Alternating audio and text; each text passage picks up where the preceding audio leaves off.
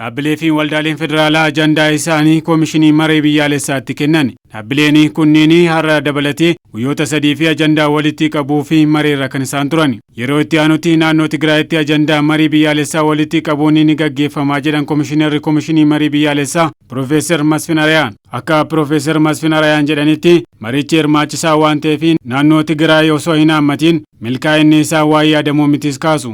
የሚቀሩን ትልልቅ ስራዎች አሉ።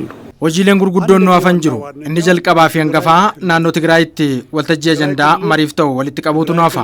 Naannoo Tigraay osoo hin hammatiin marii biyyaalessaa taasisuuf yaaduun waan deemsisu miti. Sababiin isaa mariin biyyaalessaa deemsifamaa jiru hammataaf karaa ifaan yaada ofii dhiyeeffachuu waan ta'eef.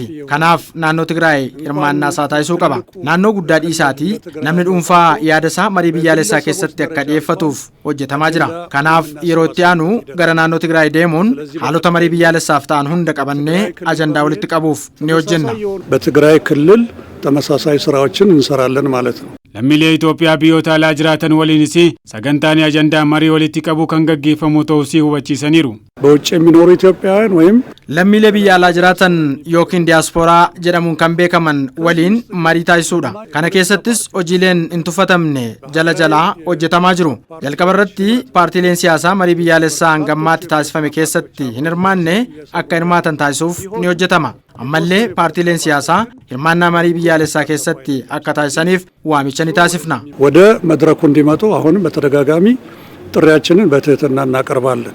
gama biraatiin qaamolee qabsoo hidhannoorra jiran ajandaa isaanii gara mariitti akka fidanis waamicha dhiyeessaniiru.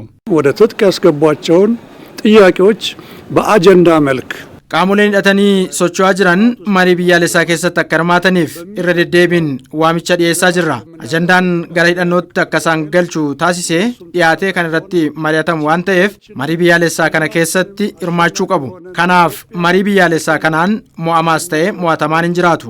Biyya keenya maraamartoo baroota keessaa baasuuf mari'atamuutu fala fida.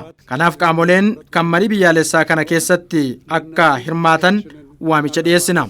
Lammiileen keenya seenessa dabaa dhiisee gara marii biyyaalessaatti dhufuu qabu. Koomishiniin marii biyyaalessaas eenyumaafuu aantummaa taasisuuf osoo hin taane biyya keenya balaa keessaa baasuuf hojjechuutu nurraa eegama. Carraa kanaan uummattoota Itoophiyaa sablammoota biyyattii akka waliigalaatti qaamolee dhimmi ilaallatu akka hirmaatan waamichan dhiyeessa. ለኢትዮጵያ ህዝቦች ብሔረሰቦች እና ብሔሮች በአጠቃላይ ለተለያዩ አካላት ጉዳዩ ለሚመለከታቸው ሁሉ በእናንተው በኩል እንግዲህ ጥሪዬን አቀርባለሁ።